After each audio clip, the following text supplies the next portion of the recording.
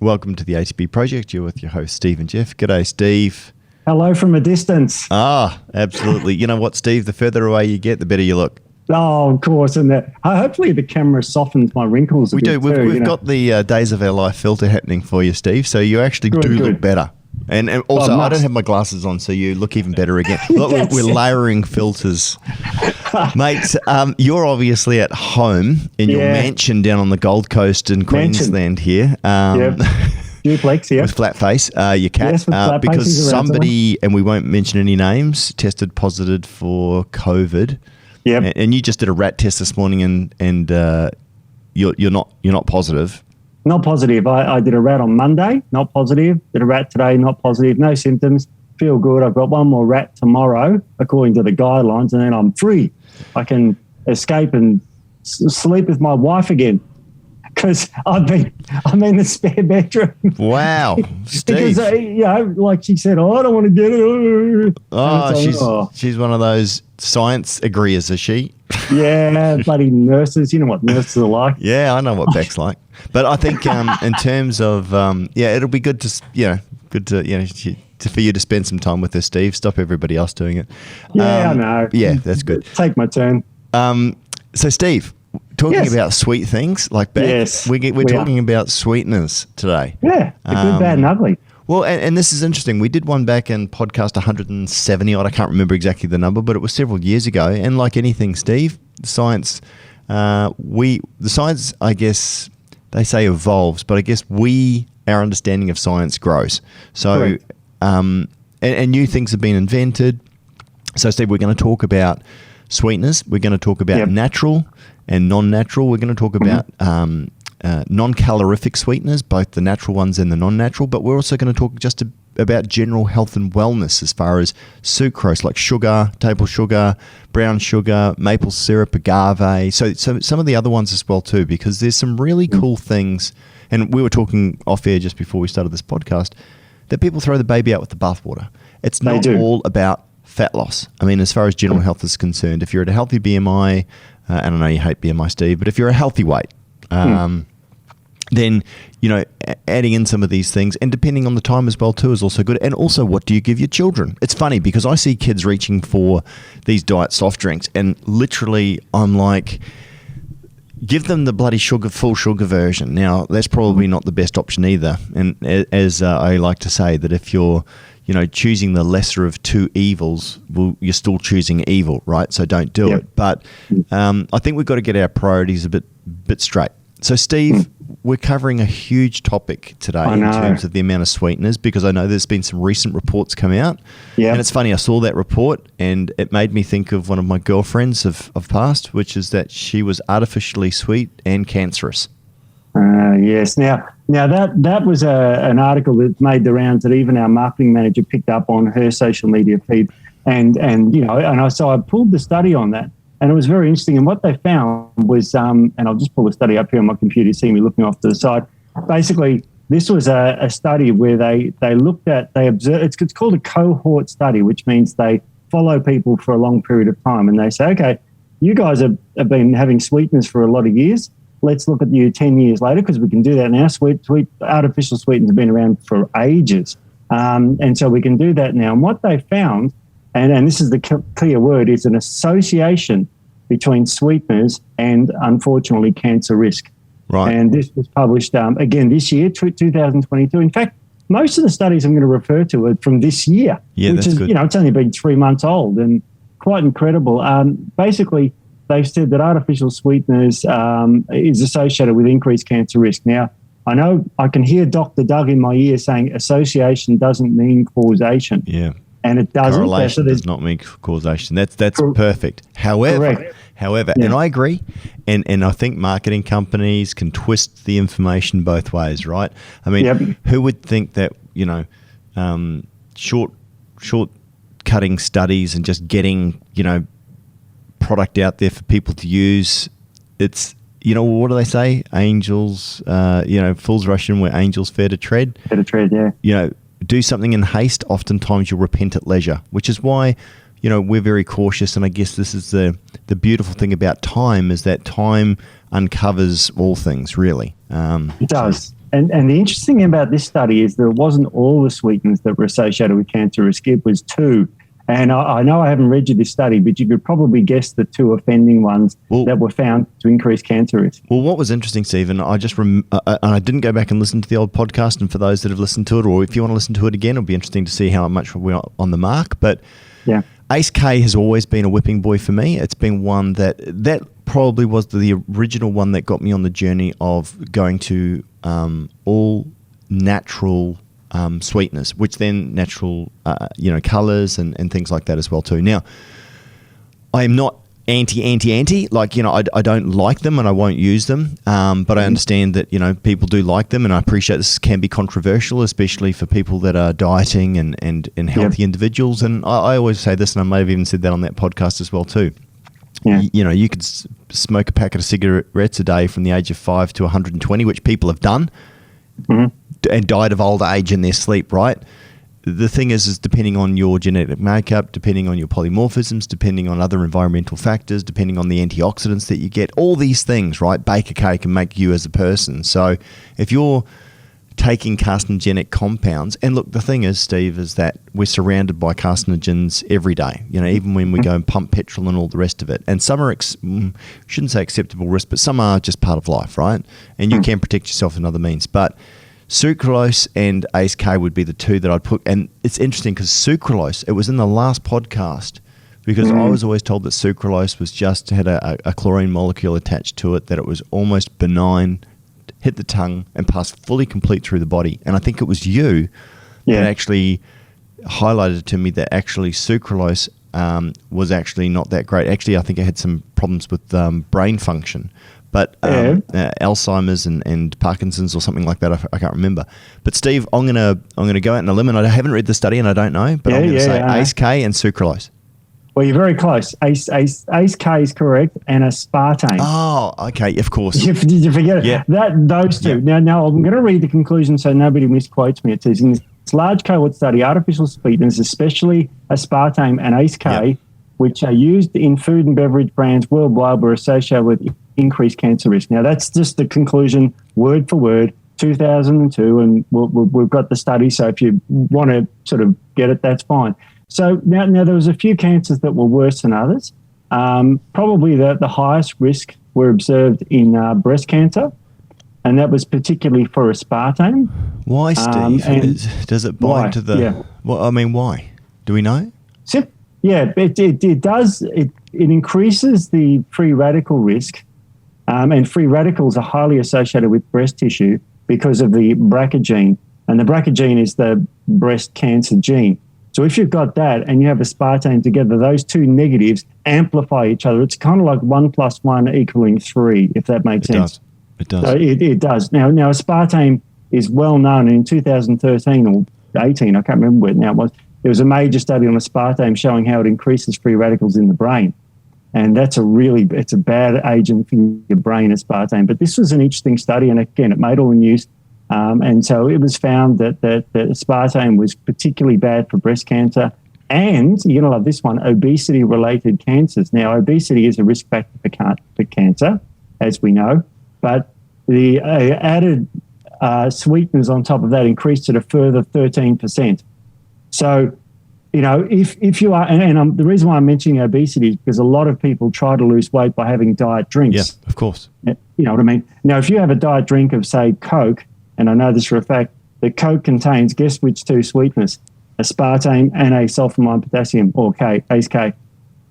So that's a real risk factor if you're going to have, if you're trying to lose weight, it will increase the risk of cancer, according to this cohort study. And we know, Steve, as a side effect as well too, that people who have a lot of non-nutritive sweeteners can occur in a rebound appetite for more sugar.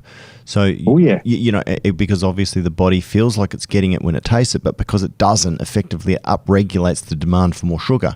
It's the same as when you eat chocolate as well too. You feed your gut bugs sugar, they start growing and thriving and multiplying and killing off your bad bacteria in your gut. This is where you go in on fasts and other, polyphenol-rich diets and weed seed and feed your gut, is that oftentimes, and I've seen this before, people who have done 12-week challenges and all the rest of it, when they start eating better and these bugs die off, they start craving those foods less.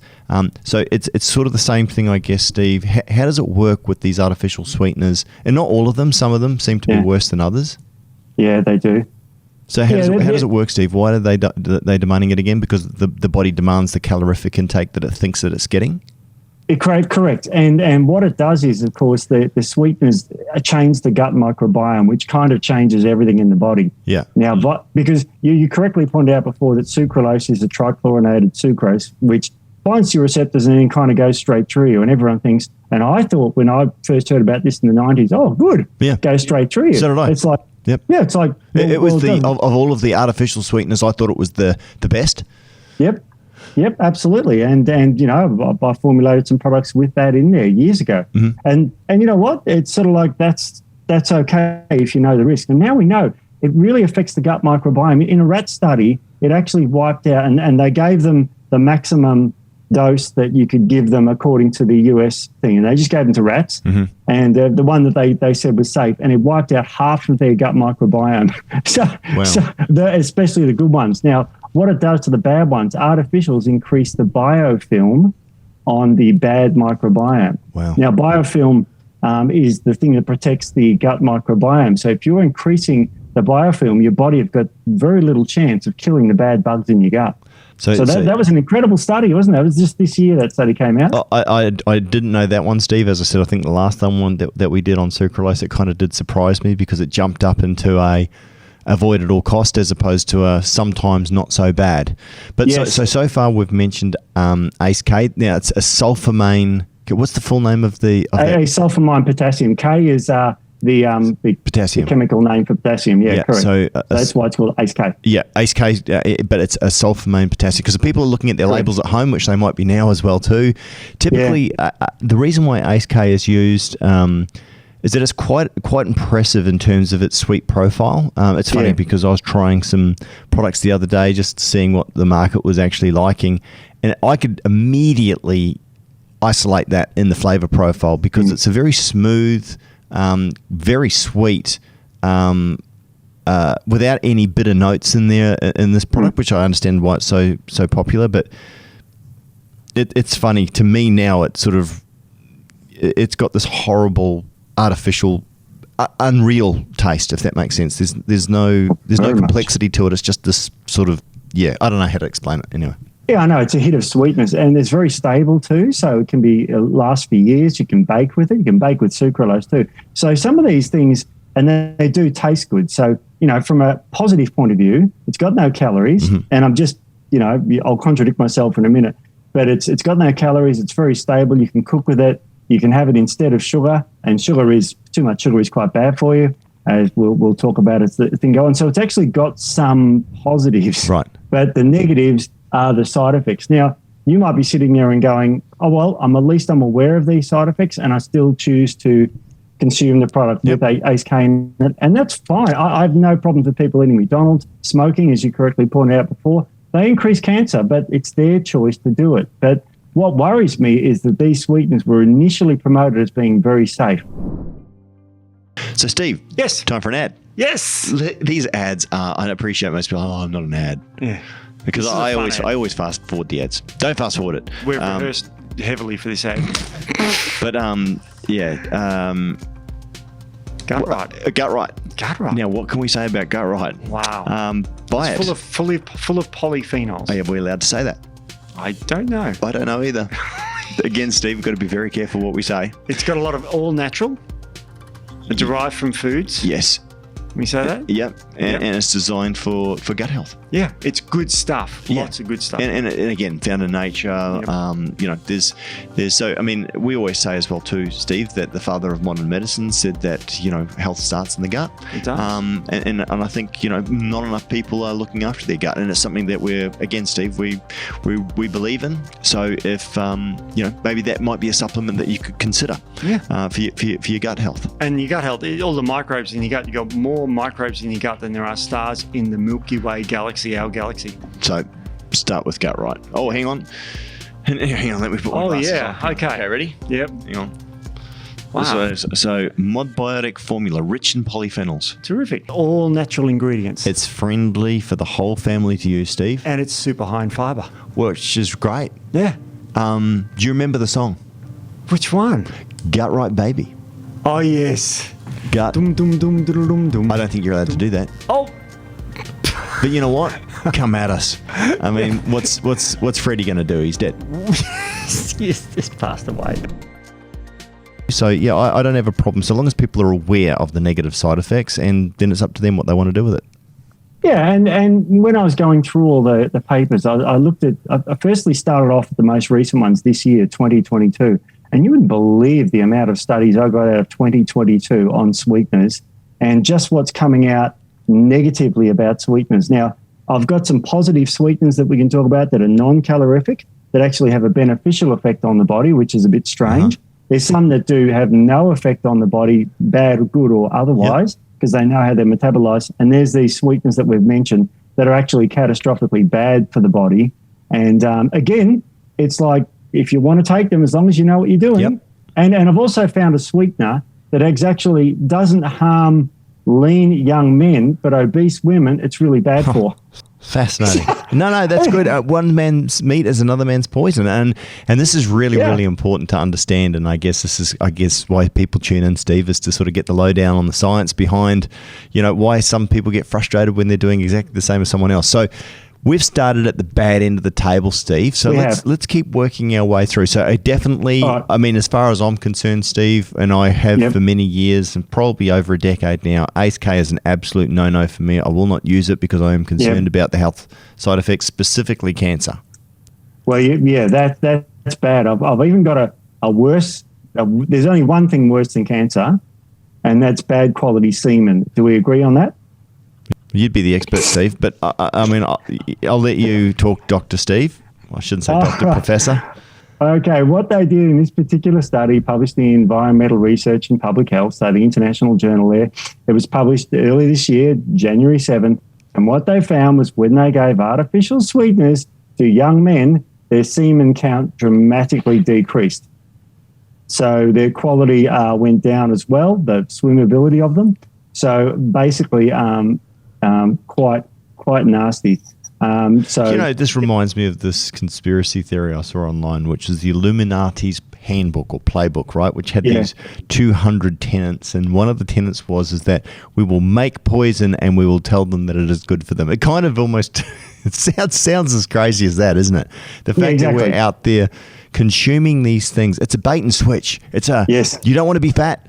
Therefore, use these artificial non-calorific sweeteners, and you'll be fine, and you'll lose weight, and you'll be healthy. It's like, well, no, exactly. And this was an interesting study because they did just over 1,000 young men, aged 19, when your semen should be, swimming like amazingly. If you had an artificial sweetener more than, you're going to love this, 3 times a week. So that's bugger all. So that was the cutoff. If it was greater than 3 times a week, your sperm quality dropped by 11%, at least. Did it have any impact, Steve, on overall testosterone? Because I appreciate, like young guys, they're like, oh, good, this is almost like birth control. Yeah. But like seriously, you know what I mean? Yeah. I keep going back to that thing where they asked people, look, if you could, win a gold medal but only live 5 years, would you agree to do it? And like a huge percentage said, yeah. Yeah. It's like the trade-off is like, I'll look good and I can free willy without having any children, Fine. I mean, the only problem with this study is that the amazing things that if you're a 19-year-old healthy person and you have a couple of diet drinks a week or a pre-workout. Now, most pre-workouts, and I've looked at this on the market, contain an artificial sweetener. Yeah. Okay. Yeah. Then most of them contain sucralose. Yeah. Okay. So that's an artificial sweetener, as we know. Now, it would be conceivable that people would have 1 drink a day, whether it be a diet drink or a pre-workout. All you need is every second day to have an artificial drink or a pre-workout. I think you're and your shooting low. Quality drops. I think you're shooting low, Steve. I'd say that most people are probably having at least 1 drink a day. But okay, let's go with the hypothetical 1 drink every 2 days. Yeah. Or one serve. Yep, and your semen quality goes down in young men. So that's quite, that's a little bit scary. How much down by? 11% of the morphology. So in other words, let's say you got 100 good sperm in the non-sweetened group. Yep. You've only got 89 in the 3. Now, it got worse. If you had much more sweetener, it was vastly worse. Wow. So that's just 3 per week. Wow. Not 3 per day. And people could, people could have an energy drink like I won't mention any brand names, but very popular artificially sweetened drinks and a pre-workout, and you're having 2 or 3 of these a day. This is not unusual. No. So it's Steve, very scary. I mean, obviously you're concerned about other things like not only pregnancy and fertility, but also then, birth defects and other things like that, I guess, become a possibility. That's very scary. Now, it's not just, the ability to someone's fertility, but the thing is, the other thing you've got to think about, and it's not examined in this study, but okay, if it's damaging sperm in your body, what else is it doing in your body? It's doing something to get to your sperm. So it's going through your body doing something quite nasty to upset your fertility. So I think that's a pretty scary. And I said that was only 3 times a week. Wow. Not 3 times a day. So very scary. Okay. So I thought you'd like that one. And what was that based on, which sweetener?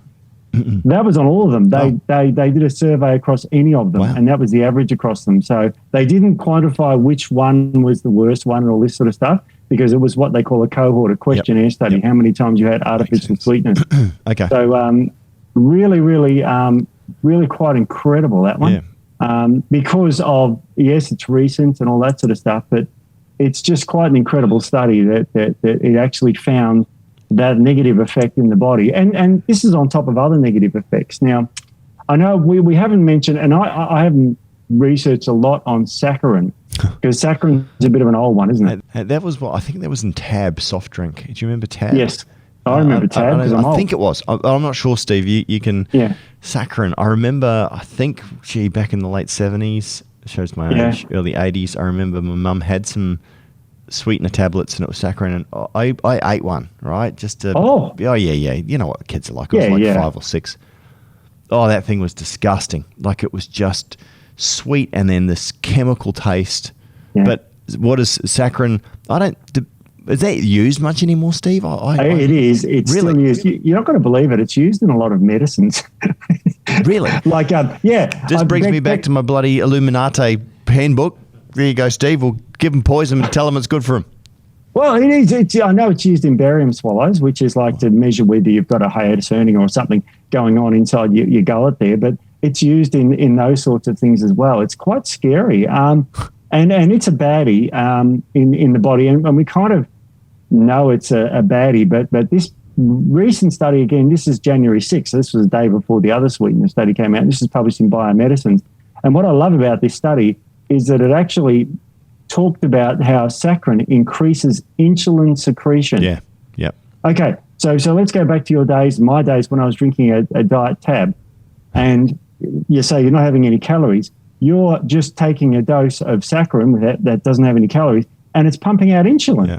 Like, what's that doing to your blood sugar levels? It's dropping them through the floor. And please don't quote me on Tab. Tab may not have had saccharin. I thought it was saccharin, Steve. My memory's not that good, right? But yes, you're right. Saccharin is used in a lot of diet drinks. So you're drinking this thinking that obviously you're not getting the calories, but then you're surging in insulin, and insulin is the most anabolic hormone in the body. Now, guys are going, excellent. Yeah. Muscle anabolism, no, but fat anabolism. And this is the problem. Correct.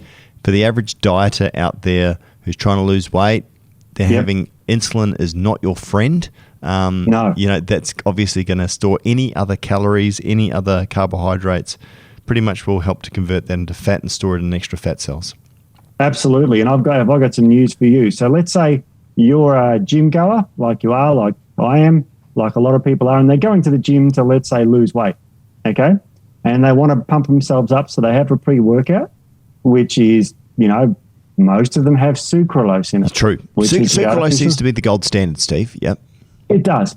And what we know that is sucralose also increases insulin, but it gets worse. Sucralose causes insulin resistance. Right. Yeah, so that's bad. Now, I've got some studies coming up, but this study that I want to talk about now is from 2020. And then what it did was it said, okay, all right.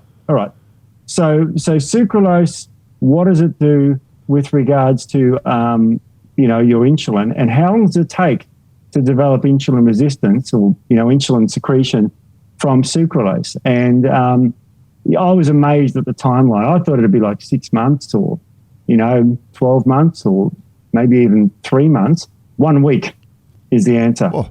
If you drink sucralose for 1 week, you will observe insulin resistance. Isn't that incredible? That is amazing. Well, it gets scarier because that was when they first measured it. So it could have been day one. I don't know, but it's at least 1 week or less you will develop insulin secretion and resistance after 1 week, and that's quite incredible, isn't it? Well, it's certainly not. It's not what you're taking it for, Steve. That's for sure. No, I mean, and insulin resistance is quite scary. Now this was just done on a randomized 2-week randomized clinical trial. And it was just done giving them normal amounts of sucralose. This is not a rat study where they gave them excessive amounts. This was just a normal study where they gave them normal amounts, and they measured all these parameters. And what they found after 1 week was they developed insulin resistance. So far, Steve, we've started at ACE, we've got Aspartame, we've got Saccharin. Now we've moved on to sucralose. Is this kind of like the bad end of town? These are the ones that we want to avoid?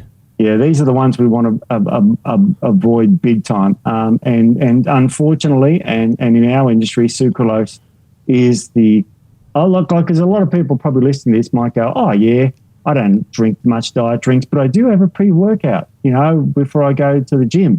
And, if you're sitting at home right now, you can pause this podcast 1 second, have a look at your pre-workout, see if it's got sucralose in it, and know that sucralose is going to drive up insulin, and it's going to cause insulin resistance after 1 week. So that is very, very scary. Now, a lot of people take pre-workouts, and you're a gym goer too, for weeks and weeks on end and keep taking it every day, don't they? Yeah. It's an unusual thing to do. And look, I think when people are dieting as well too, friends of mine, this is back in the, going back a decade ago now. And man, I tell you what, one of the things that helped to keep them on the wagon with the sweet tooth was using the artificial soft drinks more than anything else, right? Yes. It's funny, I went over to a friend's place the other day and he made me one it had artificial soft drink, and I couldn't drink it. It's disgusting. It's terrible. I wouldn't. Anyway, weird taste. Sucralose, for my personal opinion, tastes okay. But I mean, it's. I think it's the best tasting myself personally of all of those. Yeah, I think it's probably the best tasting. But again, so Steve, what else on the artificial bad ones have we got to discuss? Because I want to mention a few sugar alcohols which I really hate now.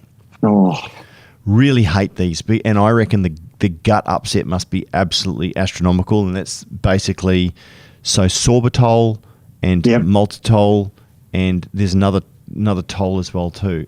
There's lots of tolls. So anyway, let's finish off on those artificial sweeteners before we move to those ones. Okay, so one of the things people use artificial sweeteners for is to the sucralose packets. I won't mention the brand name, but little yellow packets. Yep. And you might put them on your cereal to cut down on sugar intake. Yeah. A lot of people do that. They sweeten up instead of using sugar. Sure. Well, what they did in this study was that they gave them carbohydrates with sucralose, and I'll just read this conclusion. These findings indicate the consumption of sucralose in the presence of carbohydrate rapidly impairs glucose metabolism and results in longer-term decreases in brain sensitivity to sweet taste, suggesting dysregulation of the gut-brain control of glucose metabolism. Now, lots of words there to unpack, but that's catastrophic for your metabolism. Yeah. That's just like it alters your sweet tasting. So you're going to downregulates, so you need to take more. Yep. So therefore, you're going to be craving sugar effectively. Correct. It's like, if you're craving salt because you need to replace it, your body feels like it doesn't have enough.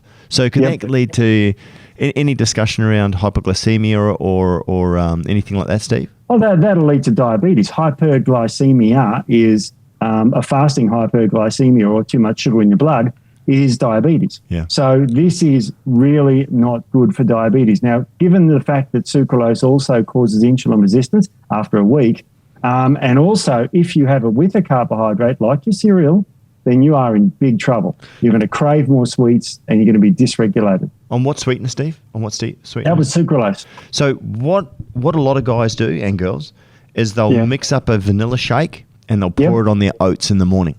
Yep. Now, I do that with one that doesn't have sucralose in it, right? Like in terms of upping the amount of protein. But for them, because people would go, oh, well, you know, I don't have it with carbs. But a lot of people, I think, and post-workout, a lot of people will take their protein shake and they'll throw in, at best, bananas, maybe just straight maltodextrin, because it's a really good way to get, you know, simple carbohydrates in to replace glycogen content. So you're saying, Steve, that's a big no-no?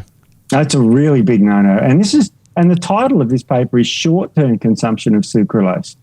So it happens instantaneously. Wow. So if you do it once, you're going to have impaired. So let's take that. I know what you mean. They call it protein oats, I think, is one term where they get their usually it's whey protein, and usually it's got sucralose in it, because whey and sucralose, you know, go together pretty well. Yeah. And then you put it on your oats. That's going to be catastrophic for your metabolism. Huh.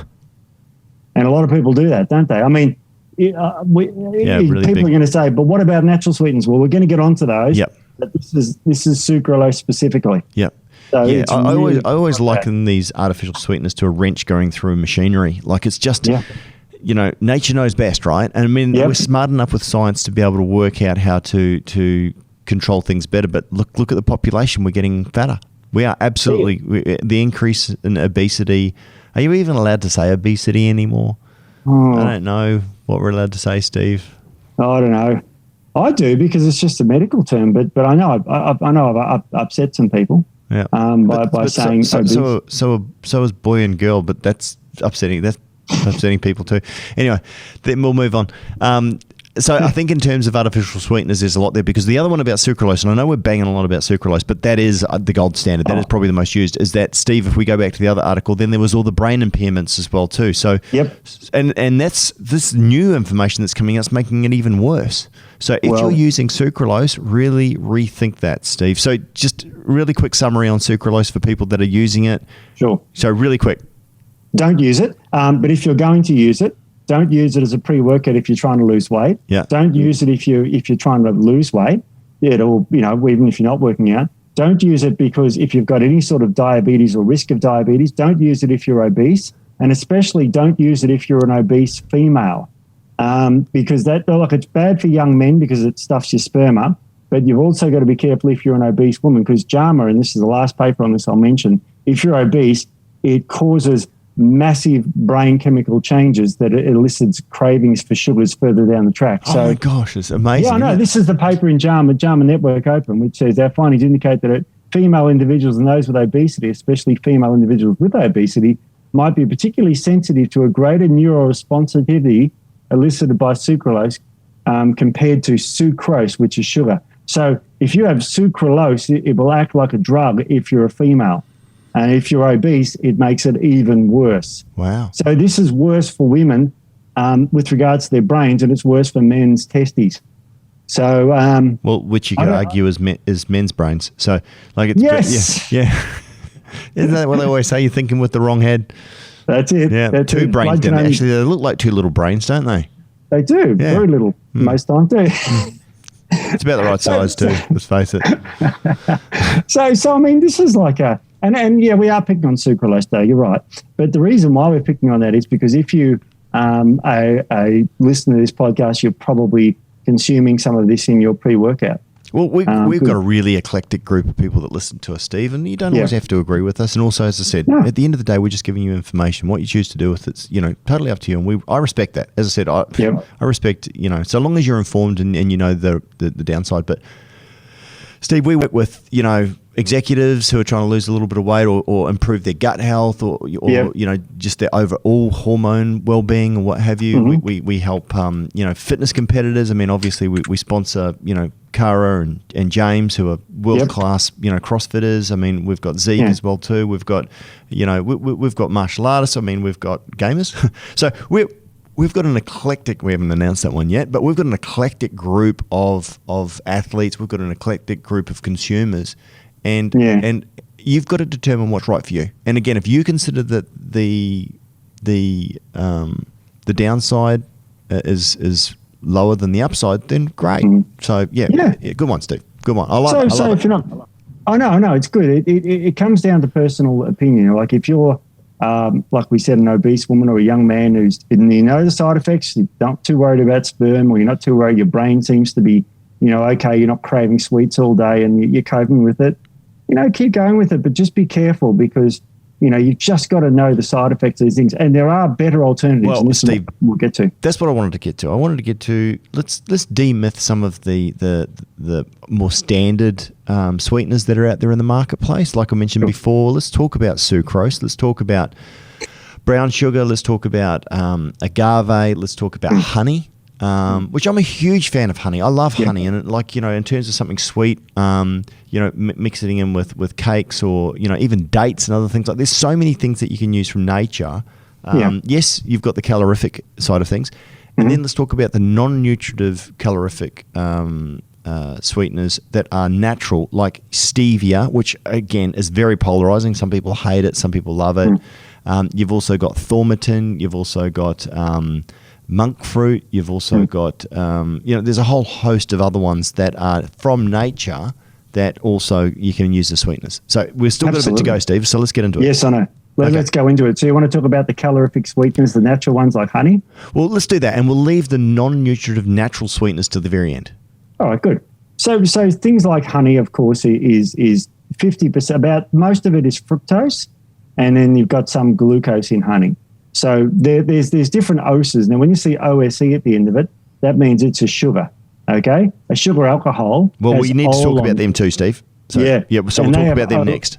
Absolutely, and they have OL on the end of it. So anything with OS is a sugar. So sucrose, glucose, galactose, maltose, all lactose.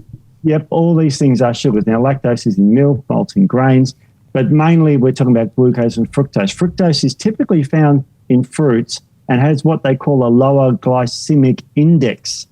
And there's difference between glycemic load and glycemic index. But what is the difference, Steve? Sure. The index, it means that the rate at which it changes into glucose in the blood. So glucose itself is rated at 100. Now, fructose is around about 20. So it takes a long time, even though fructose, and sorry, this is a bit nerdy, but fructose has got C6H12O6, which is the chemical formula of fructose, same as glucose. It's structured differently. So it's a pain in the ass for the body to get fructose into glucose, but it does it eventually. Yeah. So a little bit of fructose, like found in fruits and honey and those sorts of things, is actually quite healthy for the body. Steve, I'll just stop you there because it's so funny because in the industry as well too, for the last 20 years, fructose, and I've seen studies and other people come out, and again, Steve, maybe we don't have the scope in this podcast, but they freak out about fructose. They talk about how it is the devil's, dumplings, really, in terms of it is evil, it is horrific, it is the hidden sugar and fruit that's going to make you obese and fat and kill you. Mind you, they don't mention anything about the artificial sweeteners, which we just did, which they probably won't. But Steve, overall and in moderation, I mean, fructose is not the devil, is it? No, it's not. And you actually hit the nail on the head. The reason why fructose has got a bad name lately is because it's slightly sweeter than normal sugar, sucrose, and it's quite cheap to get high fructose corn syrup because it's made from corn. Yes. And so you can add tons of that to sweet drinks.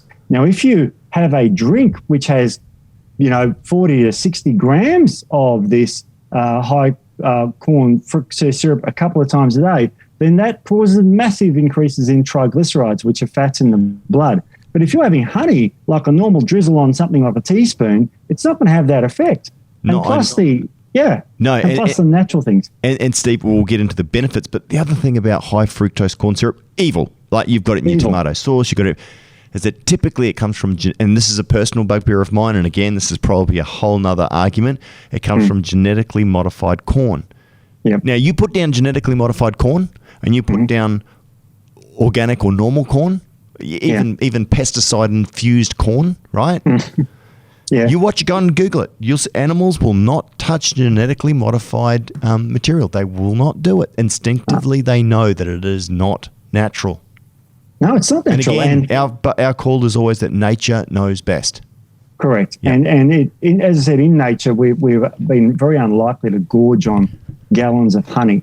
but you can simply over a week period gorge on gallons of soft drink. There's people who can drink a litre or 2 litres of soft drink a day, and that's the high fructose corn syrup one. And I'm thinking America here. So, but Australia's pretty much the same, Steve. Yep. They're both, as we say, the SAD diet, standard American, standard Australian diet. Yep. And look, I get it. It tastes good. It's cheap. It's easy. It's everywhere. There's no limits on it. You can get it from every shop on the planet, basically. Mm-hmm. And so I understand the positives of it, but frankly, if you're drinking, people compare that fructose with a little bit that's put in their green tea or whatever from honey. And unfortunately, honey also has a lot of beneficial effects too in the body, which we'll get on. But it's the dose-dependent manner of the fructose, that you're having. And that's, if your body's overwhelmed with it, the liver will turn it into fats and make triglycerides. Yep. And it's very bad for your heart. But again, so that's Steve, why soft drinks are bad. Look at nature as well too. Okay, so you got fructose and you can isolate fructose and make it into like a sugar, right? Like a white powder. It's quite fine, isn't it? It's almost yes. It's a bit finer, less granularly than sucrose is. Yeah. But typically, Steve, when you're getting it from, say, bananas, when you're getting it from watermelon, when you're getting it, you're also getting the fiber. I mean, if you're getting the watermelon, you're also getting the seeds, and you should get the seeded watermelon and chew up the seeds because you've got the polyphenols in there as well too. Yep. Like, again, if you go back to, grapes, you've got the skin, then you got the seed. You should actually eat that, and again, the thicker the skin and the, we talk about this a lot, but fructose in its natural state in fruit, and look, over refining things. I appreciate we're not cavemen anymore, Steve. Even though people eat the paleo diet, where they go back to that. Right? I know, kudos to you if you can handle that. But if you balance out your diet, a little bit of naughty, but mainly good. Then and you can make better choices around that sweet tooth. Great, I've got an incredibly sweet tooth, Steve. But I try and limit. I would much rather have natural sucrose or honey or fruit and that sort of stuff than have artificial sweeteners. And we'll get into maltitol and sorbitol in a minute because I'll tell some funny stories about that, which I'm sure people can probably guess where I'm going. But when you're eating in its natural state, you can satisfy the sweet tooth, but you're getting all the other benefits as well. As I said, fiber and polyphenols, that's a slower release, as well as the vitamins and minerals in the fruit as well too, Steve. I mean, there's so many other benefits, right?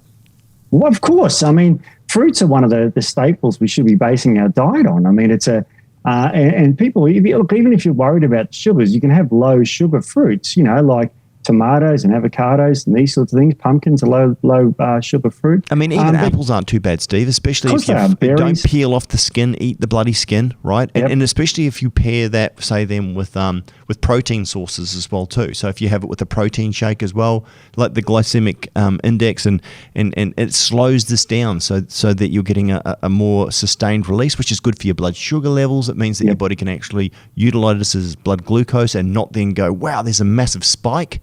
Because anything that goes up quickly has to be cleared quickly, right? And that's where we run into problems with insulin and hypoglycemia and hypo and hyper. So these can all cause problems. Yeah, absolutely. So the sum of eating a whole fruit is extraordinarily healthy. Now, if you get that fruit and highly refine it down to a fruit juice, it becomes non-healthy.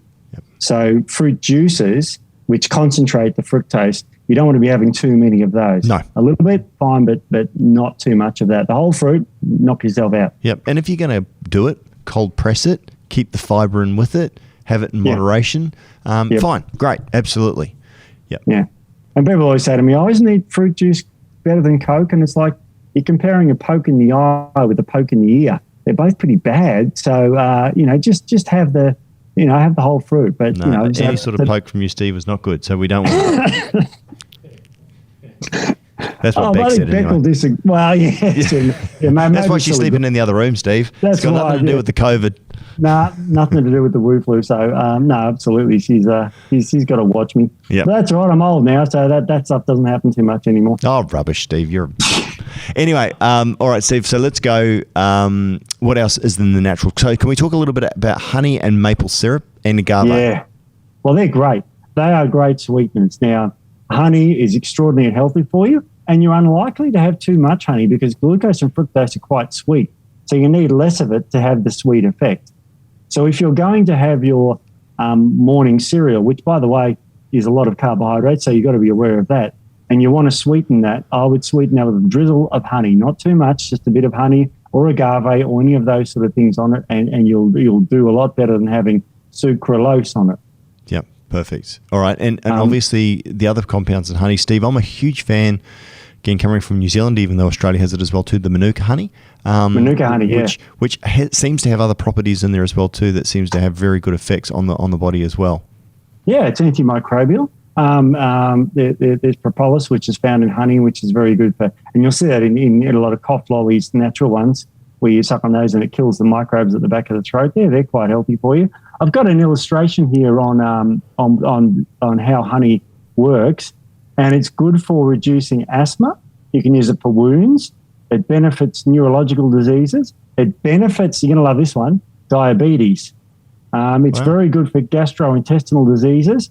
It reduces cardiovascular disease, and it reduces another type of disease that nobody wants to get that starts with C. Yep. That one. Yep, that one, the big C. The big C, yeah. So it's very, very good for you in that way. And that was, that's published throughout the literature quite dramatically. So it is a highly beneficial sweetener. Again, don't have too much of it, but no one I know that eats honey has too much of it. Doesn't sit there and eat, spoonfuls of it. Well, the Pooh Bear. The funny thing is, Steve, is that, honey off the honeycomb. I mean, and there's so many local growers. Friends of mine have got some, and, here in Australia we've got, bottle brush, and then we've got, all the different flavors that you can get, right? So, yellow bark, and then you've got the Manuka and the different types of, like the different strengths of the Manuka honey. I love Manuka honey. For American and English friends, if you can, do yourself a favor, go get some. It's like caramel in color, and it's thicker and it's just got this beautiful tang to it. And again, there's a lot of properties, Steve, that we could probably do a whole podcast just on the benefits of honey. But definitely, I love honey. I think it's not only is it nice and sweet, but it's also really good for you in moderation. And one of the things I say for guys that are trying to build muscle as well too, post workout, in your post workout shake, throw in your bananas. Throw in a couple of teaspoons of honey or tablespoons of honey if you want. Like you're getting the benefits for the glycogen replenishment, but you're also getting all the benefits, of the polyphenols and all the other nutrients, antimicrobial effects as well too. So, yeah. Absolutely. Really good for you. I mean, I just love the studies of these papers. Like, in conclusion, honey could be considered as a natural therapeutic agent for various medicinal purposes. Evidence suggests that honey is good for many diseases, including the ones I've mentioned. I mean, it's just incredible that's actually published in the medical literature. So, don't bypass honey, and it's a good one. So is agave. Agave, you mentioned earlier, is a good one too. What does agave come from, Steve? Is that cactus? I always forget. It comes from some strange plant. It does. It can come from cactus, absolutely, yeah. Yeah. And what they did in this particular study was they actually substituted it from sucrose, which is just table sugar, by the way, sucrose. Yep. Sucrose is a dipeptide. It has two sugars joined to each other. It has glucose and fructose joined to each other. So when it's a disaccharide, it releases glucose and fructose in the body. So it just so you know what sucrose is. It's a disaccharide, or two sugars joined together. But it's a common table sugar. Sure. That white stuff that we all know very well. So it's very, very good for reducing sugar, and also has a highly beneficial effect on the body as well. So incredibly, and again, this is published on, people looking at the study here, this was published in Foods 2020, which shows you how beneficial it is for the body. You know what I mean? It really is incredible. Okay. And this is found for the American people, mainly in Mexico. Agave is where a lot of it comes from. Yeah, well, it's interesting, Steve. Tony cooks with agave. I mean, she will use other things as well too, but it's a really good substitute. I actually really like the taste of it. I think it's got that unusual note, sort of the tang to it, in terms of, depending on obviously how refined it is. But Steve, are there any sort of documented health benefits of using agave that you can quickly... Yeah, absolutely. It can prevent obesity and type 2 diabetes. It has a low glycemic score and a high prebiotic activity. In other words, very good for the gut microbiome and very good for reducing obesity and type 2 diabetes. Wow. So if you're after, do you know the mechanism for that, Steve? Yeah, because what it does is when you use that, you don't use sugars. So this is a complete substitute for sugar. So if you're having agave, it's basically like sugar, and you just don't have the sugar, so it prevents obesity and type 2 diabetes. Because it tastes so good, it can be a substitute. Wow. Because, I mean, I knew agave was good, but I actually didn't realize it was that good because obviously sucrose and we're talking about white table sugar, if you like, and then we've got brown table sugar, Steve, and then we've got raw sugar. So I don't know if we can sort of talk about them as well too, because I guess that's the standard by which everything is trying to mimic, right? Yeah, exactly. But with agave, with sugar, obviously when you're eating sugar, I'm not just talking white table sugar, you're definitely feeding your firmicutes. And again, that you don't want too many firmicutes. You want the bacteroides to be nice and good ratio. Those firmicutes, they multiply. The more sugar that you give them, the more that they multiply, the more space they take up, and the more sugar that they demand. Which then obviously you get an overflow in calories, you get an increase in insulin. So agave, definitely worthwhile considering. A great one, and it's funny because I remember a debate I had with a dietitian saying that sugar is not that bad for you. And this is 2005, so hopefully it's all, we now know sugar is really bad for you. But she was quoting studies like, when you have sugar, you get a massive hit of dopamine and serotonin in the brain, so it's really good for you. And I remember thinking to myself, and actually saying at the time, I said, that's not really a good thing, because if you have a hit of cocaine and heroin, that gives you a release of serotonin and dopamine in the brain. So literally you can become addicted to sucrose, and you wouldn't become addicted to this one because it doesn't give you that hit. Wow. So it's funny, I have heard that the addiction to white sugar is actually as high as some drugs like cocaine. Well, it gives you the same brain chemical effects, and we don't want that. I mean, because yes, you'll feel great if you have sugar, and this is why you might have heard of the term comfort foods. Yeah. And they're usually carbohydrate rich foods that are wholesome and all this sort of thing. And they call it, or people, for people who watch, TV, where the guy breaks up with the girl goes home and eats a tub of ice cream to feel better. You might have seen those sort of movies. That's because the sugar pumps out insulin, which gets rid of all the other amino acids in the body except for tryptophan. So tryptophan floods into the brain and you get massive serotonin release. How sexist of you, Steve. You're showing your age. Like the man goes home now and eats a tub of ice cream, and the girl goes to the gym and then gets two men. Exactly. Yeah, that's what I should think. It can happen either way too, of course. Yeah, of course, Steve. Of course. I don't want to get in trouble for that. That's all right, people. Just remember he was born sometime in the 1800s. So 1869. Yeah. We're not living in the 1950s anymore, Steve. That's it. That's right. So that's what sugar does to the brain. And I remember her saying that's actually a good thing. And I'm thinking, no, that's a bad thing. You don't want to have that release of chemicals, because that will reward you for having more sugar. And it's an unnatural thing to have. Sucrose is not really found in nature in the amounts that you can get it in the packet at the supermarket for $1 a kilo. Well, we can talk about sugar cane and other things like that in a minute. But Steve, so far I'm looking at as alternatives, I guess, to sugar, is that honey and agave are both big ticks, and you should definitely look at either baking with them or incorporating more of those into your diet. Correct. And there's some big no-nos that a lot of people use too. It's still used in lollies. There's things like the maltitol and what they call the sugar alcohols. Well, I know you love them. I do. Now, do you want to go maltitols and the tols, or which is the sugar alcohols, or do you want to go and talk about the other oses, which is the brown sugar, the raw sugar, and the table sugar? Because we should just quickly, and I guess that's our standard, if that makes sense. And as I said, for me personally, Steve, listening to this, and again, not that you want to choose the lesser of two evils, because we're going to give you some good ones that can replace these things, including honey and agave. But if you had to choose between, this sounds like my son, Dad, if you had to choose between getting your face bitten off by a shark or your face being bitten off by a crocodile, which one would you choose? I'm like, the end result, son, is still the same, right? Yes. So I don't know which one would be better. But if you had to choose between, sugar and artificial sweeteners like sucralose and ACE-K, well, I'm definitely choosing sugar, right? I mean, if I had to, I would too. But if I had a cup of tea, I would have a, because it's dose dependent too. You got to remember that if you have a tea, and people will say, I have a coffee a day with one sugar in it. I look at them and go, big deal. It doesn't matter if it's white, pink, or brown. Is it pink sugar? I've been missing out. I don't know. I'm just trying to be inclusive. I think we have an equity policy here for all types of sugars. Exactly. Yeah. Exactly. So all types of sugar. If you're having a teaspoon in your coffee or your tea, it really doesn't. It doesn't. 1 teaspoon is 5 grams. It doesn't matter. Yeah. But if you're going to be having it, like I used to have 8 Wheat Bix and 10 Wheat Bix for breakfast, and I used to have a teaspoon of sugar per Wheat Bix. Wow. And that's way too much. Yeah. Okay, cool. Because then I'd put cow's milk on it, which is full of lactose, about 5% lactose, so more sugar, and then the carbohydrates from the Wheat Bix turn to sugar. Yeah, and look, Steve, like even in the bars that we're making, we've got this great Australian company that we're making a beautiful dark chocolate, which again is rich in polyphenols and got other things like that.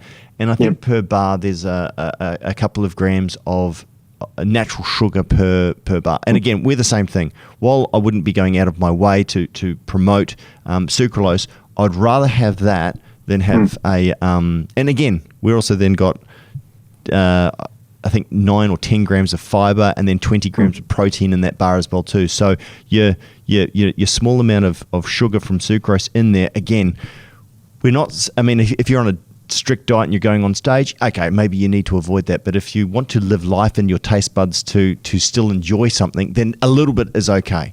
And that's what we're saying.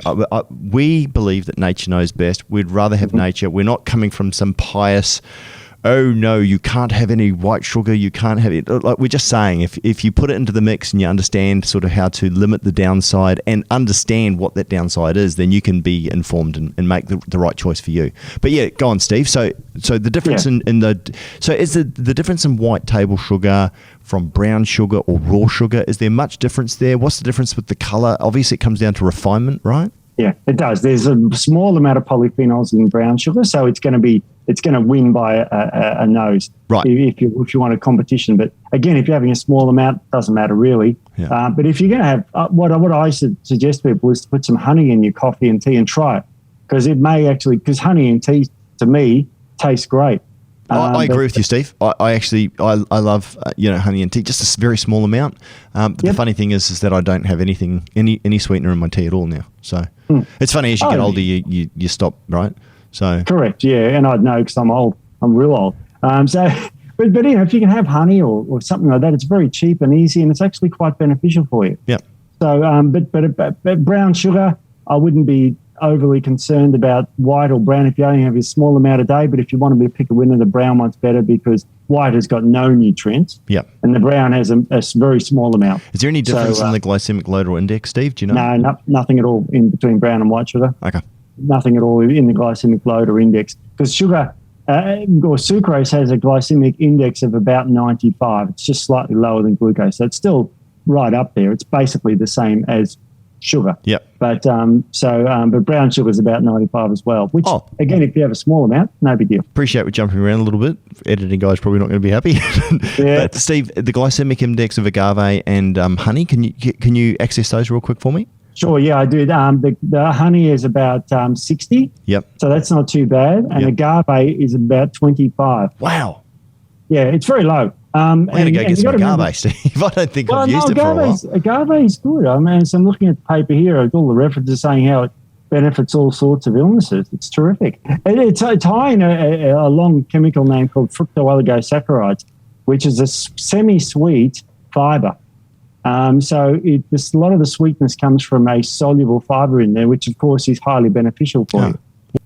All right, so that's agave done, that's honey done, that's the sugars done. So let's move on to the sugar alcohols. Now, Steve, not all sugar hells. Yeah. That's a Freudian slip. I have had sugar alcohol hell before, but they're not all equal. So again, we can't throw the baby out with the bathwater and say that all tols are bad, but the majority of them that people use probably are. Now, I am thinking, and Steve, you've probably got the complete list there.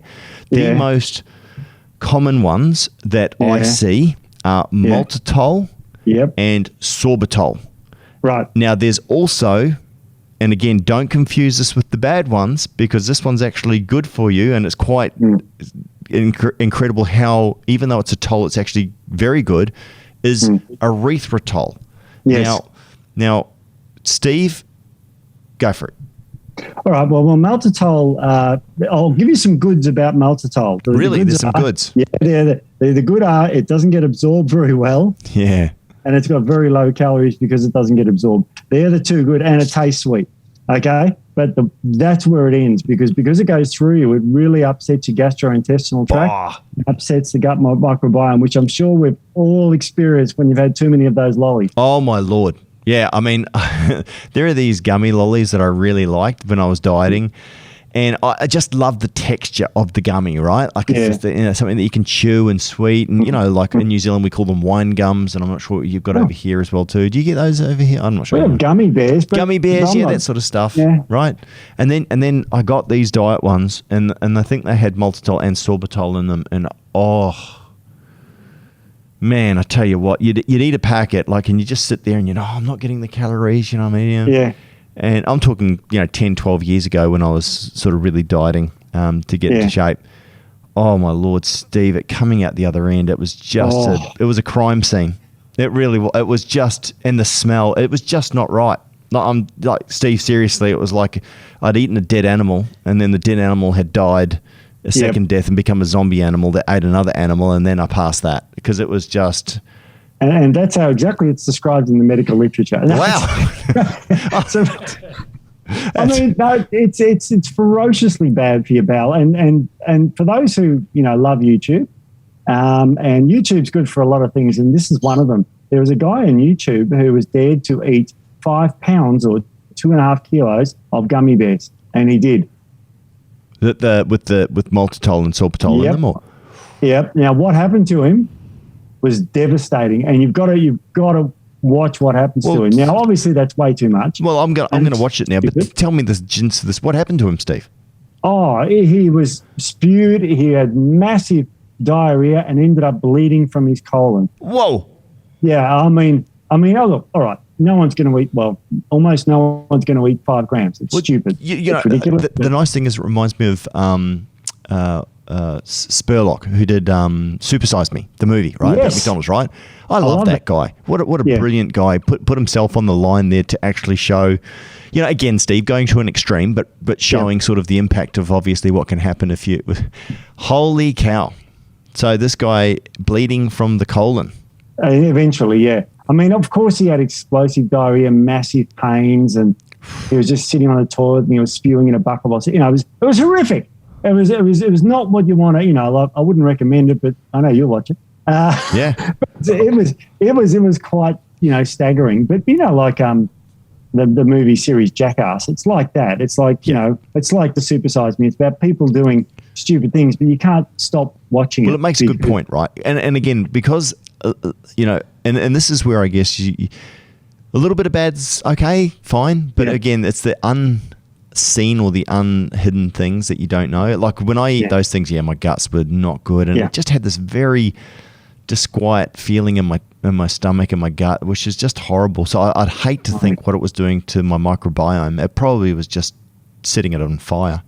It does. It sets it on fire. It does all sorts of changes. It increases the bifidobacterium, which is usually a good thing, but it does it so in a way, and it also increases the bad bacteria in the gut too. So it's absolutely incredibly bad for your bowel.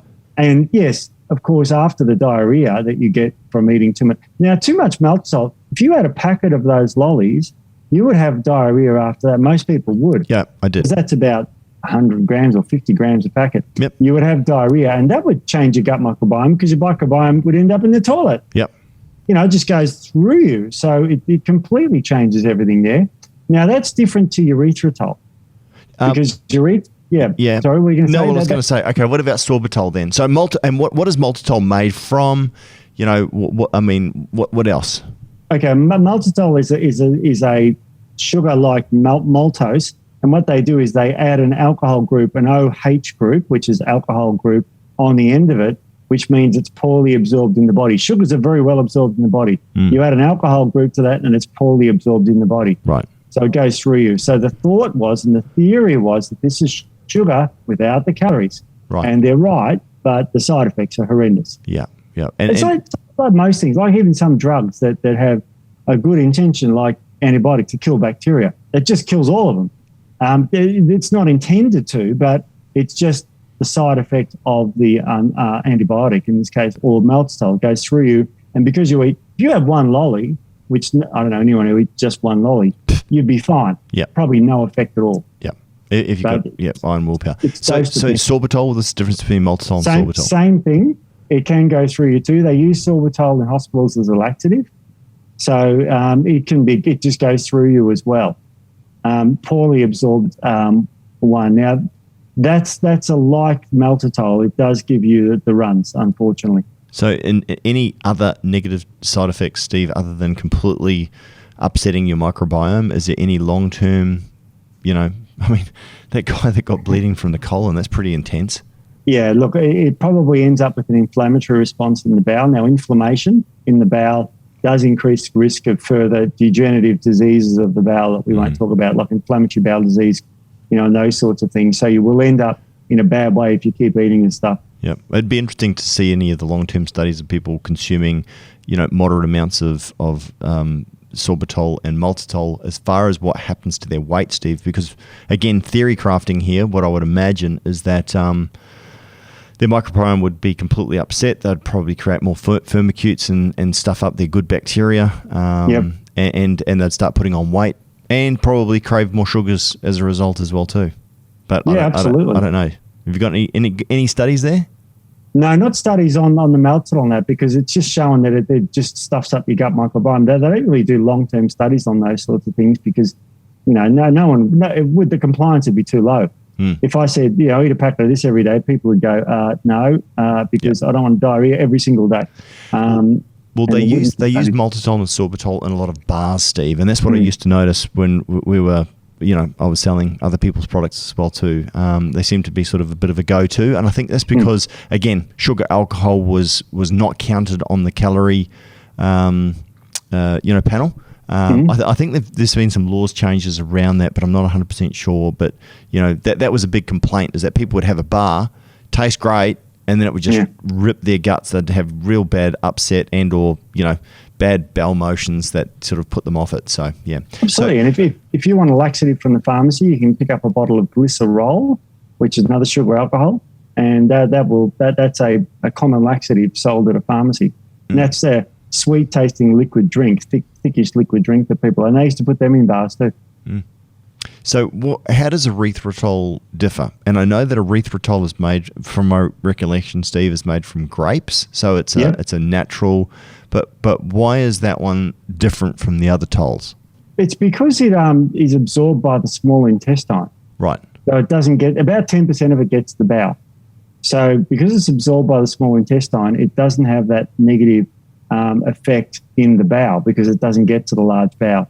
It goes through the body and most of it's urinated out unchanged. So it doesn't really have, like at the doses that humans consume, it doesn't have any of those negative effects. So it doesn't contribute to calories. It just gets absorbed and then peed out in its normal form. Okay. So it's actually quite a safe one to have. Yeah. Okay. And so it's a good one to have. It's also very good for your teeth. Yes. Most sugar alcohols are good for your teeth, but this one is very good for your teeth. So they put it in those chewing gums. Yeah, well, xylitol seems to be another one. That's from birch, if I remember correctly. That's another toll that is. It's funny because I was very pro xylitol, but because again I know that's really good for your teeth and it was natural from birch.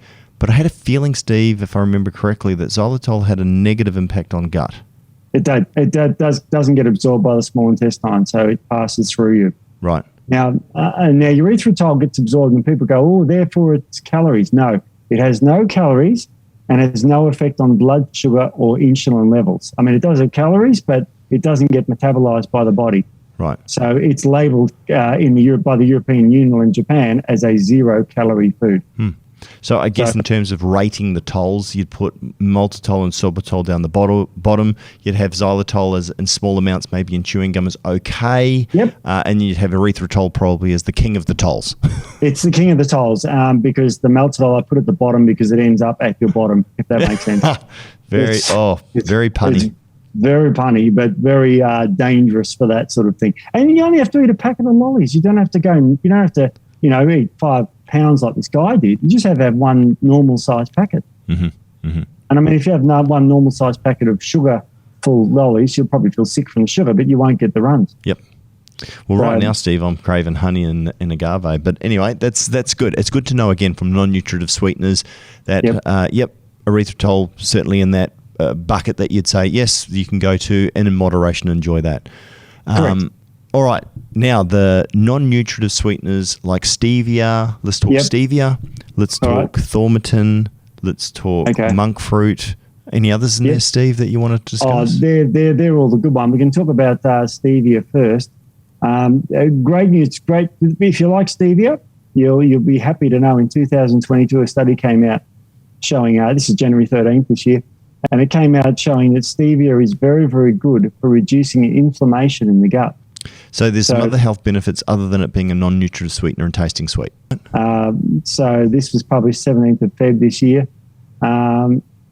Basically, very, very healthy, suggesting, it is very good. It's. I'll read its health benefits.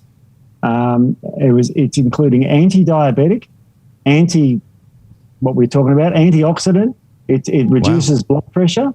It's anti-hypertensive, which means that it stops hypertension, high blood pressure, and it's antimicrobial for bad bugs in the gut. It's anti-inflammatory and anti the C disease. So that's its resume. And, gee, that's pretty good. That's a pretty good resume. So, okay, negatives then, Steve. What about calorific brain changes, like desiring, other sugars, in its place? As I said, if the fear was that with artificial sweeteners that you consume them, but then your body ends up desiring them anyway. Does that happen with stevia? Doesn't happen with stevia. There's no insulin resistance, no effect on blood sugar levels. So it actually has quite a good safety profile. In fact, it's better than being just safe. It's actually beneficial for you. That's great. So that's a goodie. Yeah, it is a goodie. I mean, I guess a lot of people are split on it. And again, Steve, when stevia first came out, you say it better than I do because I call it the wrong thing, but the rubicide A or the rubicide B is a note that's in it. And it's so funny because we've got a really great team of flavorists here. Work with some big name companies, and they are artists where it comes to actually flavoring things. Like, geez, they're good. And we talk about flavoring products, again, using natural sweeteners and what have you. And where we've come in the last 10 years, even the last 5 years is pretty impressive. Because they've found stevias now, and they're cultivating and growing and isolating certain compounds within the stevia and removing them. And they've got rid of and I forget which one, it's the rubicide B, Steve, that's got that sort of unusual note to it.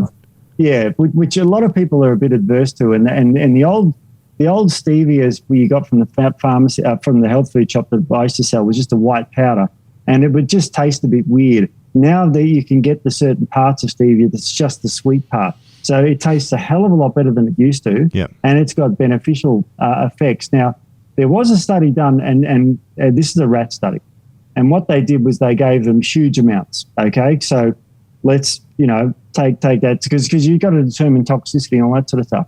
And after giving the rats huge amounts, it found that it reduced hyperglycemia, it reduced high blood lipids, it reduced hypertension without toxicity, and it's now classified as a treatment for the metabolic syndrome. Wow. So, that's the title of the paper. It says stevia reduces hypoglycemia, hyperlipidemia, hypertension in rat models without toxicity, a treatment for metabolic syndrome. What is metabolic syndrome? Metabolic syndrome is a group of 4 symptoms where you've got high blood lipids, high blood sugar, high blood pressure, and you've got high blood triglycerides. So, and it's very heavily associated with being obesity. So metabolic syndrome is like the pretense to type 2 diabetes. Right. Very common. About 40% of adults in Australia have this. Wow. So that's great, Steve. I had no idea that stevia was that beneficial.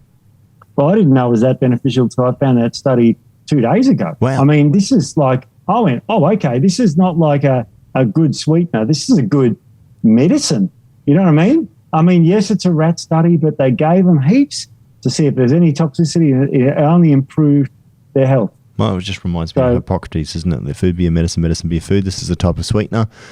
It's a good one. Correct. Excellent. All It's a right. good one. So, Steve, and it doesn't sound like there's any negative side effects. Again, I think we would have been happy if we were just getting on a scale of 1 to 10, just a 5, something that wasn't bad for you, but something that wasn't good for you. But this is actually good for you and gives you the sweetness. And absolutely. with science, with you know, the removal of the ribosome B, and I know as well too, even with this as well, because there's probably maybe 5% of the population that even with the riboside B out of it, they still don't like stevia. Yeah. And I understand that, right? So there are some other, but that's only a very small percentage. And again, sometimes you can blend some of these sweeteners, which is what we have looked at in the past as well too, using a sort of a group, a concert, which then hit the different parts of the tongue. So, Steve, what are some of the other sweeteners that people should look at? Okay, but my favourite one, and I'll just put it up on the screen here, is Thaumatin. That's my personal... Do you call it Thaumatin? I always call it Thaumatin. Oh, okay. Well, no, but I'm probably wrong, Steve. You're the professor. No. It could be either way. Well, Thaumatin, Thaumatin. Thaumatin. Yeah. Could be Thor. Yeah. Okay. I mean, there was a nice article written about this because this one it's published in the Encyclopedia of Food and Health 2016, and the reason why this sweetener is very good is firstly it tastes really good. It's about 10,000 times sweeter than sugar. So you need 1/10,000th the amount to make the sweetness. And it really does taste like sugar. It has the same, binds the same receptors and all this sort of thing. Now, the reason why I love this is firstly, it's one of the only sweeteners that's certified as GRAS, which is generally regarded as safe. Now, what that means is that even at a huge safety margin, you can take more of this and it won't have any side effects. Stevia is the other one that's GRAS. So, these two are very, very safe. Now, the reason why I like this is, yes, it's very, very good, but it's also highly digestible.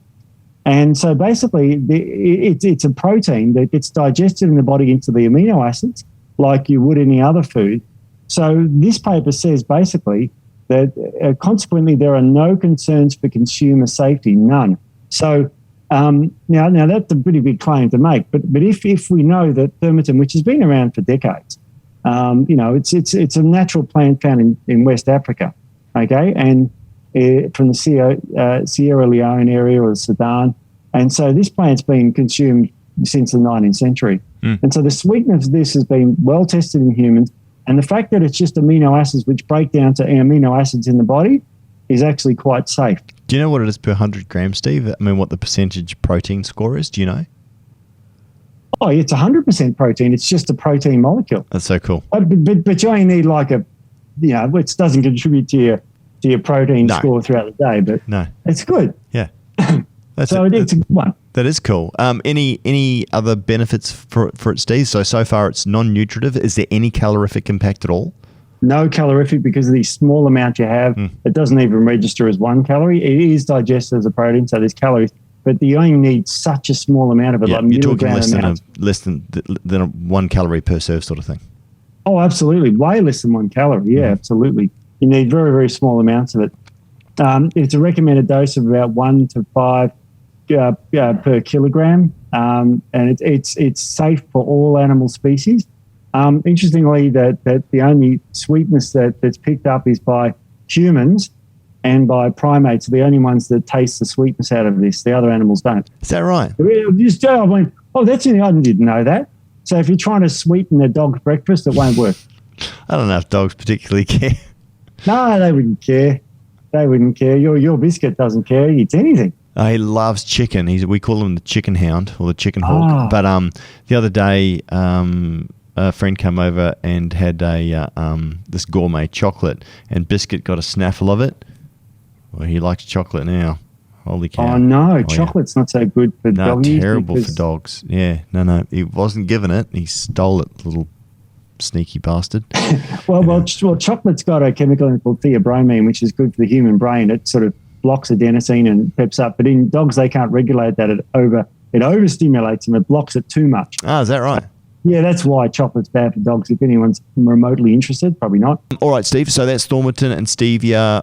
Any other non-nutritive natural sweeteners on the list? Well, they were the two of my favourites because it's sort of now the way, now we know about that Thaumatin and the Stevia. It starts to become difficult to justify the use of the artificial sweeteners. It does. Well, what about monk fruit? Because that's another one that's quite popular and is used. Yep. And I know in Australia, it's funny because they kind of did a bit of a weird thing. There was this monk fruit being sold, and I had a look on the back. And it wasn't actually monk fruit. It was actually monk fruit essence into some other sweetener.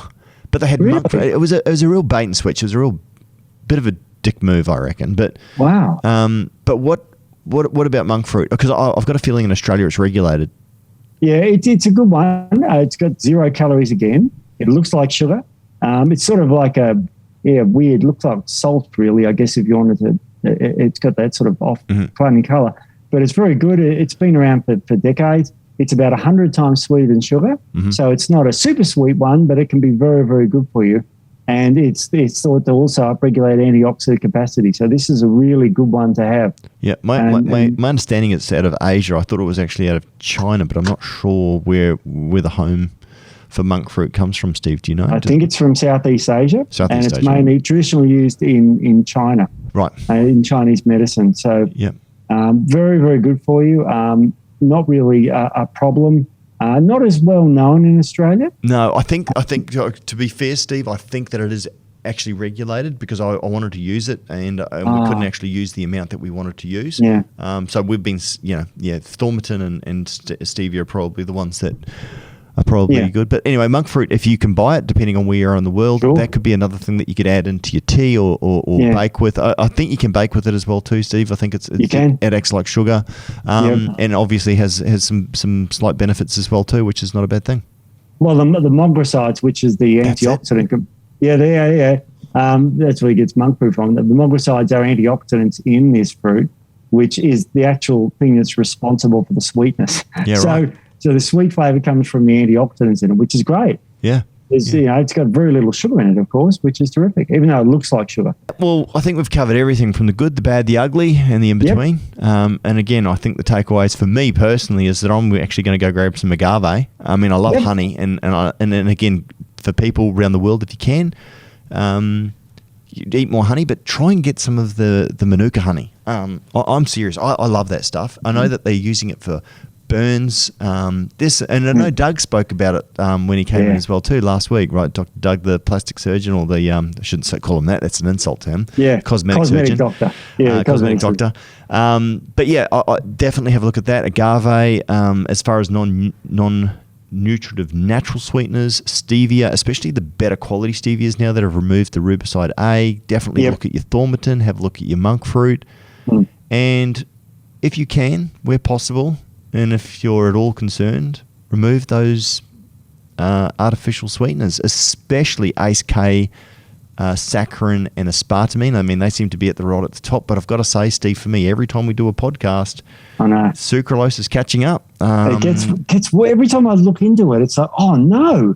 And now I've got to be a bearer of bad news to people who are probably consuming this stuff every day. But the science is pretty clear on this now. It's not good. No, it's not good. No, I mean, again, Steve, my attitude towards sucralose has gone from being casually agnostic to slightly disfavourable to now I'd probably avoid it at almost all cost. So, but again, everybody's different. Everything's, if you're using it and you're happy, go for it. Yeah. And it affects men and women differently, which I found very interesting too. So it's got a real weird approach to the brain in women, and particularly obese women. That's what the study said in the JAMA paper. So really interesting stuff. Really, really interesting stuff. But I think you've summed it up well. Keep away from white sugar as much as you can. Oh, yeah, I forgot about that. And the white sugars and that. Yeah, I mean, it's a small amount in moderation, especially if you're getting high fiber, high protein. Probably okay, but, again, there's probably better alternatives out there. But, just straight refined and high fructose corn syrup, especially from the genetically modified stuff. Steve, it worries me greatly. In fact, there's probably another itch that I need to scratch is really getting into GMO, really getting into high fructose. I think those two things, I know they were sort of buzzing around a few years ago, 5-6 years ago, people were getting really upset. And as I said, the small amount of research that I did into it showed that, animals wouldn't touch the stuff. So, and it's again, right? I mean, they know. It's like they know when earthquake's coming, the birds are flying. They know, right? Avoid the stuff, get out. And we've got to take a lead from the animals, I think, and keep off that stuff. It's high fructose corn syrup is probably one of the most dangerous things to the Western population because of the amounts we consume of it. Cans and cans and bottles of this stuff. You go to any supermarket, you'll see at the end of each aisle, you see the big piles of it, of the drinks with the high fructose corn syrup in it. It's incredible. There's a great film, I think it's Food Inc. And I think it talks about that, amongst other things as well too, that might make you question where you get your fast food. But there's some, I'm pretty sure it was that, I've watched quite a few of these movies. There's another one as well too called Sugar, which I think is done by an Australian, I can't remember, Sugar Inc. is it? I forget what he called it. Anyway, there's some really good documentaries out there as well too that you can sort of research on this sort of stuff. And I think once you get into it, you might just have to, unfortunately, open Pandora's box, and it will probably change the way. This is what happened to Tony and I when we really started looking into artificial colours, flavours, and specifically sweeteners. We changed our life around that. So, absolutely. And while we're not hardcore, burn you at the stake if you eat it, because we understand and we respect people's right to do whatever, it's worth looking into for your long-term health. I couldn't agree more. Yeah, absolutely. Good one, Steve. All right. Well, good to see you. Next week I'll be in the office because I won't be COVID positive, hopefully. Well, next week we've actually got an interview with a new sponsored athlete. And I know that this sounds strange, and I appreciate it might not be everybody's cup of tea, but I actually think you're going to get a lot out of it. So if you're interested in video games, if you're interested in professional esports athletes, if you're interested in cognition, nootropics, if you're interested in reflex times, if you're interested in any of that, this is something I'm a gamer, Steve. So, I love it, but also I love athletes, and I like looking at these people through the spectrum of time. Is that, our math teachers used to say, wow, why have you got your calculator out? It's not like you're going to be walking around with one of those in your pocket, right? And now we've got our phones, of course, that have it. It's the same thing as, parents going, get off those video games. You'll never make any money out of it. Well, actually, the funny thing is, and it's not just the top-end, top-tier professionals that are making money from it now. Actually, one of our counsellors here where we live in Queensland, his son his name is Darren Power, and his son is Lachlan. Right now, apparently, my son watches him, and he loves him. Right, and then there's Tico the fish, and these people are funny, right? They're good entertainers, but Lachlan, I think, has got he puts up videos and gets 20 million views, and he lives in Japan now, and there's a lot of money to be made out of it, and it's through influencing, and it's through some of their skill, some of their editing, they're entertainers, they're athletes, they really are. And I dare anybody to go, that's not athlete. Well, I dare you to jump on and play some of these people, online at their game, and you'll just see how bloody good they are. Anyway, that's going to be an interesting one, Steve. So I can't wait. We're doing that one next week. And as I said, as an athlete, this guy's actually quite physical as well too. He's very proud of that. And we'll reveal more next week. But I think for even people who aren't gamers and interested in it, I think you'll be fascinated by the story, because the story is interesting, really interesting. I mean, so much so, and again, I don't want to give away too much, but he was actually studying political science and was going to, I think, maybe go work for Asia or something like that as an intelligence officer. I mean, this guy is smart. He's built. He's not what you would consider to be a typical gamer. And I think this is the evolution of the society in which we live, right? So you can't. So suspend your thoughts and come and have a listen next week, because I'm really looking forward to this episode. I think it should be great. I can't wait. I mentioned, back in 40 years ago when I used to stand in front of the, Space Invaders, where you watch fish and chip shops. Yep. The kid who was really great at Space Invaders, I watched that for hours. It was terrific. Yeah, well, now you can jump onto YouTube, and I've got some interesting facts about YouTube as well too. And oh my gosh, the whole society has changed, Steve. And it's funny. The new economy, the new world economy, the global economy. It's interesting and it's fascinating to see how people are actually making a living from it. Anyway, Steve, this has been really good. We'll be back next week with a special guest, and we'll hopefully everyone can learn something new. I can't wait. I'll see you then. All right, mate. Take care. See you. Take care. Bye.